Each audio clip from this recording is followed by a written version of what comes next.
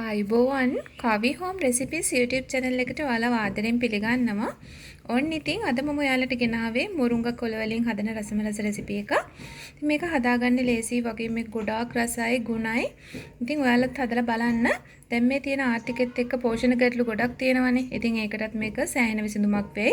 ඉතින් හදලා බලන්න. මේකට මැල්ලුමක්, ටෙම්පරාදුවක්, සම්බෝලයක්, බැදුමක් මේ ඕන නමක් කියන්න පුළුවන්. ඉතින් එහෙමනම් මේ රසවත් ටෙම්පරාදුව මම හැදුවේ කොහොමද කියලා බලන්න මගේ මේ වීඩියෝ එකත් එක්ක එකතු වෙන්න.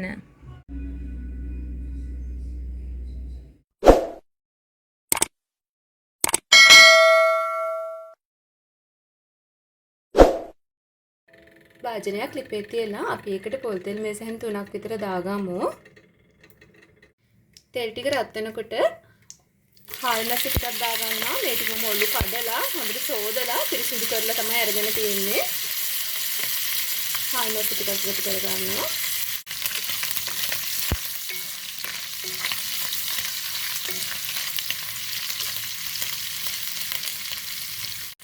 හාල්මැස් ටික මෙන්න මේ ගානට බැදුනහම ඇති. අපි දැන් මේ ටික ලිපෙන් අයින් කරගමු.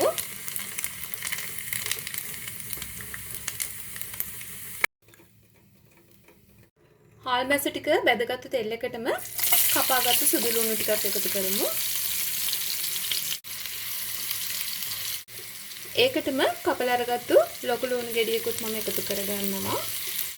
දැන් මේ ලුණු ටික තෙලේ තරමක් බැදෙන්න ඕන. ලුණු සුදු ලුණු ටික මේ විදිහට තරමක් වැඩිගෙන එනකොට මම මේකට එකතු කරනවා අබෑට තේ හැඳි භාගයක්. ඊළඟට එකතු කරනවා බැදපු රට කජු ටිකක්.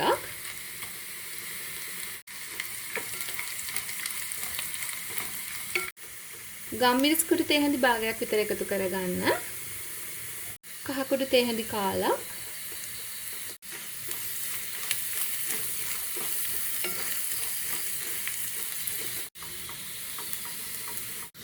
කෑලි මිරිස් කුඩු තේ හැඳි 2ක් විතර එකතු කරගන්න. මේ වෙනකොට ලුණු සුදු ලුණු ටික හොඳට බැදලා හොඳ සුවඳක් එනවා. මේ වෙලාවේදී අපි පොල් ටික එකතු කරගන්නවා.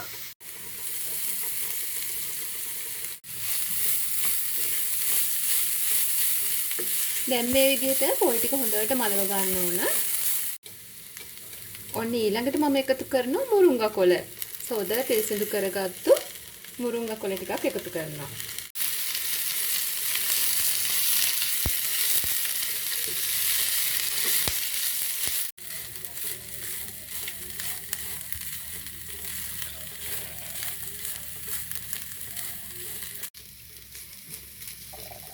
කොළ ටික අපි වැඩි වෙලාවක් මලව ගන්නේ නැහැ. එහෙම වුණොත් කොළවල තියෙන ගුණය මැකෙනවා. ඔන්න දැන් නම් ප්‍රමාණවත්. දැන් අවසානයේට අපි බෙදලා අරන් තියාගත්තු හාල්මැස් ටික එකතු කරමු.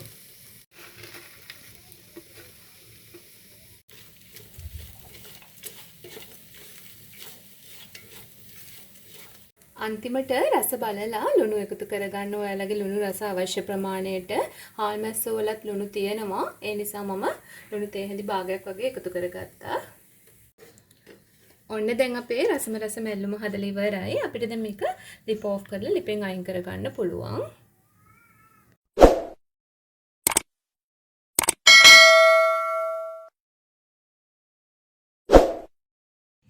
ඔන්න ඉතින් යාළුවනේ මේ තියෙන්නේ අද අපි හදාගත්තු රසම රස මුරුංගා කොළ සම්බෝලයක් කියලා කියන්නත් පුළුවන්, මැල්ලුමක් කියලා කියන්නත් පුළුවන්, බැදුමක් කියලා කියන්නත් පුළුවන්.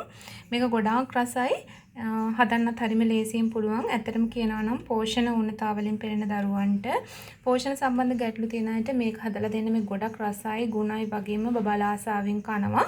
බබාලා විතරක් නෙමෙයි ලොකු අයත් ආස වෙයි. ඉතින් එහෙනම් හදලා බලන්න. හදලා බලලා කොහොමද රස කියලා මට කමෙන්ට් එකකින් කියන්න. ඒ වගේම මගේ channel එක තාමත් subscribe කරපු නැති යාළුවෝ subscribe කරන්නත් අමතක කරන්න එපා. නැවතත් ආයෙමත් අලුත් වීඩියෝ එකකින් හමු වෙමු. හැමෝටම තෙරුවන් සරණයි.